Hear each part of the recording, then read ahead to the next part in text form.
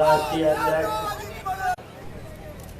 माननीय भवन नसाम जी, राष्ट्रीय अध्यक्ष बुलंद सेना गोपाल निषाद जी, राष्ट्रीय अध्यक्ष पूर्वांचल सेना धीरेन्द्र प्रताप, राष्ट्रीय अध्यक्ष राष्ट्रीय मुस्लिम मोर्चा मौलाना अब्दुल हमीद अजहरी साहब, राष्ट्रीय प्रधान महासचिव बहुजन मुक्ति पार्टी बंसीलाल यादव जी, प्रदेश अध्यक्ष बहुजन मुक्ति पार्टी मनीराम धारी दिनकर जी, राष्ट्रीय अध्यक्ष राष्ट्रीय पिछड़ा वर्ग मोर्चा माननीय चौधरी विकास पटेल, राष्ट्रीय प्रचारक राष्ट्रीय मूल निवासी महिला संघ निशा विश्राम जी, पूर्व मंत्री प्रभारी गोरखपुर सर्कुलर मोर्चा doctor MP Yadav ji, Samajwadi circular मोर्चा के जिला अध्यक्ष गोरखपुर रामललन यादव जी, समाजवादी सर्कुलर मोर्चा देवरिया के अध्यक्ष गिरंज प्रताप सिंह जी और यहाँ उपस्थित सभी मंच पर बैठे हुए बहुजन क्रांति मोर्चा के सभी पदाधिकारीगण और यहाँ उपस्थित सभी पिछड़े दलित अल्पसंख्यक मुसलमान और पत्रकार बंधुओं को, माताएं बहनों, सबसे पहले हम बधाई देना चाहते हैं माननीय भवन नसाम साहब को, जिन्होंने भारत में ही नहीं पूरी दुनिया में बहुजन क्रांति मोर्चा के माध्यम से एक संगठन खड़ा कर दिया है। और उन्होंने आज उत्तर प्रदेश में बहुजन क्रांति मोर्चा के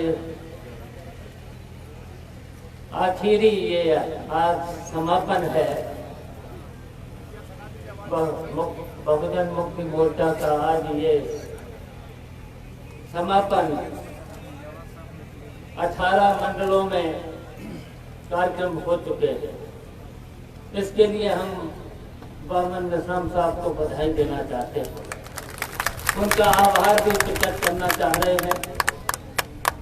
और गोरखपुर में ये जो मुझे भी निमंत्रण दिया और मुझे कई जगह निमंत्रण दिया था, लेकिन मैं तो तीसरे कार्यक्रम में ही उपस्थित हुआ और आज आखिरी है।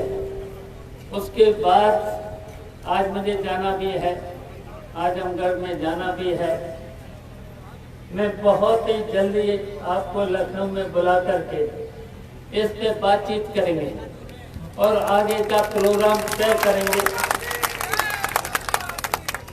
और इसलिए कि आज जो बहुजन विरोधी नीतियों के खिलाफ आज जो हम सब लोग इकट्ठे हो रहे हैं, आज जो दलित, पिछड़ा और अल्पसंख्यक मुसलमान जो आज इस कार्यक्रम में जो उपस्थित हुए हैं, ये ऐतिहासिक क्षण है। और एक ऐतिहासिक दिन इसलिए भी है कि आज जो पेरियार से लेकर के, अम्बेडकर से लेकर के, डॉक्टर लोहिया से लेकर के, चौधरी चरण सिंह से लेकर के, जिनके सपने अधूरे हैं, आज जो हम सब लोग इकट्ठे हुए हैं। और इसलिए इकट्ठे हुए हैं कि अभी तक आजादी के बाद 70 साल के बाद भी आज जो हक हमको मिलना चाहिए था, जो दलितों को मिलना चाहिए था, जो पिछड़ों को मिलना चाहिए था, जो मुसलमान भाइयों को मिलना चाहिए था, आज तक वो हक मिला नहीं है। तो हमें उन जो हमने नाम अभी गिनाए हैं, पेरियार से लेकर के, अम्बेडकर से लेकर के, डॉक्टर लोहिया से लेकर के, चौधरी चरण सिंह से लेकर के, उन सपनों को हमें पूरा करना है। और हमें ऐसे ही नहीं, और हम सब लोग आज इकट्ठे हुए हैं और इसी तरीके से इस अभियान को आगे चला करके जो हमें आज हक नहीं मिला है। वैसे तो हमारी लड़ाई है केवल 15% लोगों से है और 85% लोगों की लड़ाई जो है।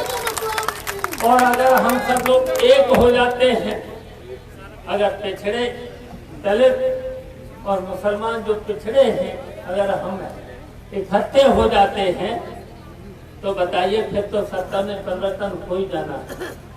और ये परिवर्तन करके सत्ता में आकर के हम इस परिवर्तन को, जो लड़ाई हमने छेड़ी है, उस परिवर्तन की लड़ाई को हम पूरा करेंगे। इसलिए हमने ये छेड़ा है। हम लोग दोनों लोग मिलकर के एक हुए हैं। हम इसलिए पर हुए हैं जो सामाजिक न्याय की लड़ाई लड़ने के लिए एक हुए हैं और इस देश और प्रदेश में परिवर्तन लाने के लिए एक हुए हैं। और ये हक की लड़ाई है। और हम कहीं पर भी किसी को गाली नहीं देना चाहते हैं और हम लोगों ने कभी गाली भी नहीं दी है, लेकिन जो हमारा हक है उसे हम लेके रहेंगे। इसलिए हम लोग इकट्ठा हुए हैं और हम आपको भरोसा दिलाते हैं। अगर हम सब लोग एक हो जाते हैं तो बताओ, ये 15% लोग जो आज 70 साल से मजा ले रहे हैं, सत्ता का भी मजा ले रहे हैं और आरक्षण का भी मजा ले रहे हैं।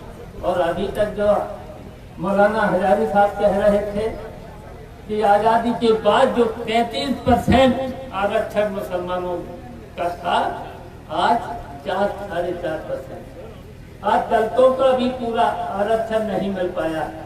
आज पिछड़े लोगों का भी 27% आरक्षण आज तक नहीं मिला। 70 साल के बाद आज तक नहीं मिला।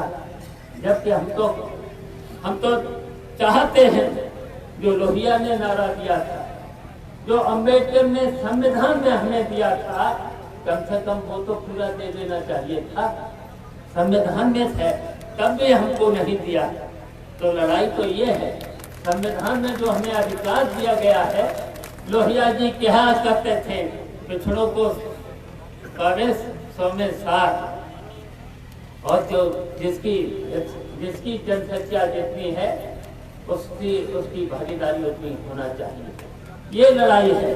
तो इस लड़ाई को हम लोग मिलकर के आगे बढ़ाएंगे और निश्चित इसमें हम कामयाबी पाएंगे।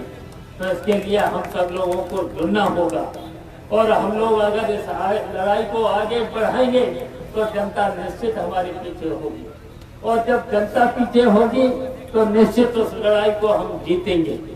और दलित पिछड़े और अगर मुसलमान पिछड़े अगर एक हो गए तो इस लड़ाई को निश्चित हम जीतेंगे।